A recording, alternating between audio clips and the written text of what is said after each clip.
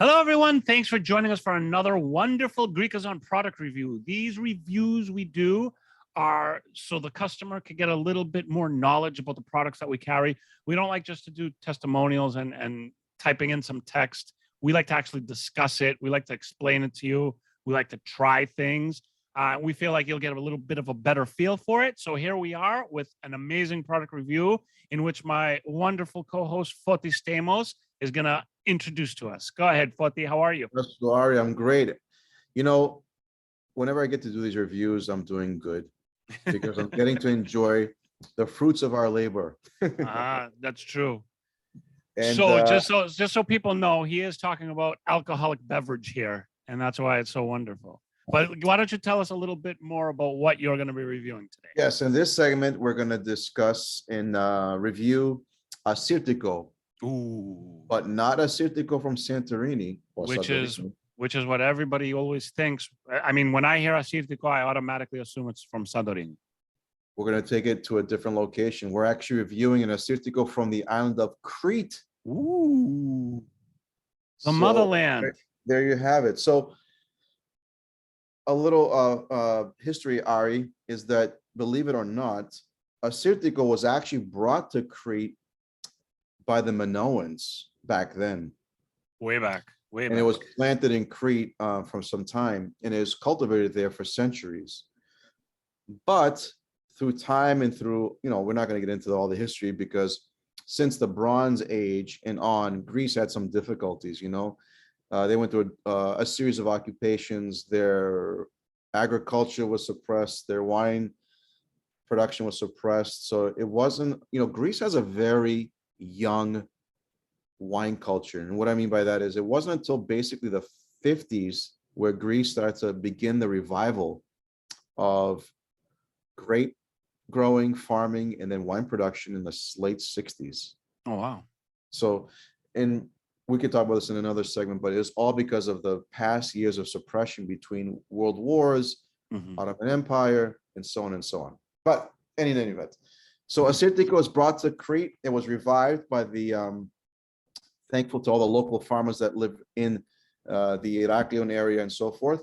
The Alexakis family is the family that we're going to actually present to you this Assyrtiko from. We love them for many reasons, not because they make great wine, but they're also big fans of practicing sustainability.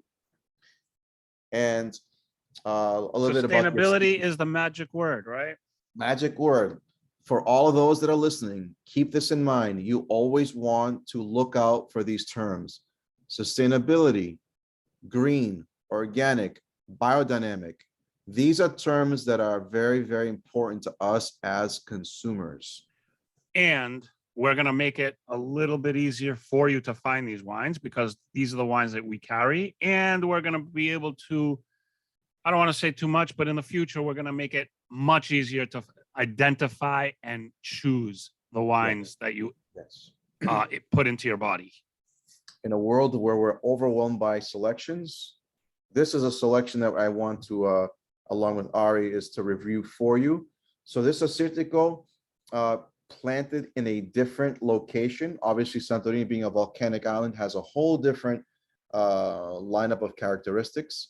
Here in Crete, close to Heraklion, this Assyrtiko is sourced from grapes that are high elevation. So high elevation is a cooler area.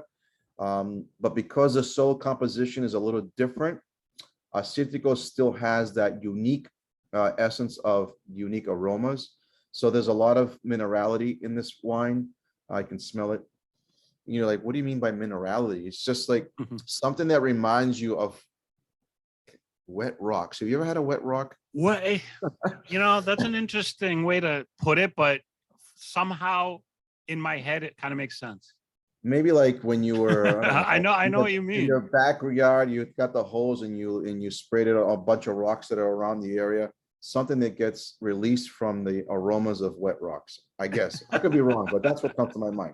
But anyway, your new nickname is Wet Rock. There you go. So Assyrtiko again from Crete. Nice, fresh aromas. Freshness is like cut flowers, spring comes to mind, but more than just that is basically these aromas make you want to like dive into this. So let me just give it a sip real quick, Ari. Cheers. Lucky. Oh, wow.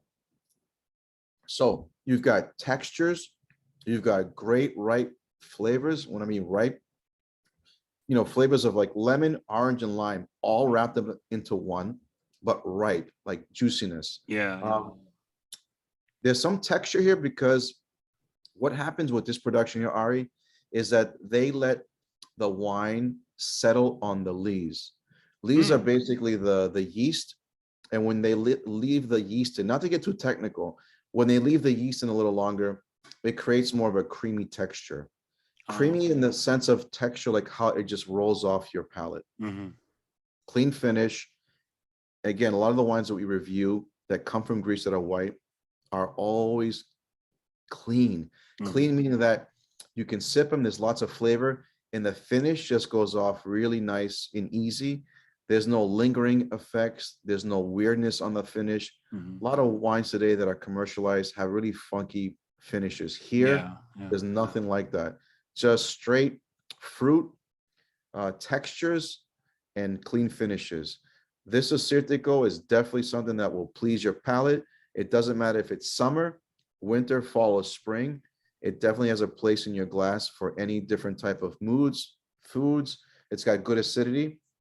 Acidity is that sharpness that's in the wine that works with food or just works by itself. But overall, this Alexakis Assyrtiko for me is a winner.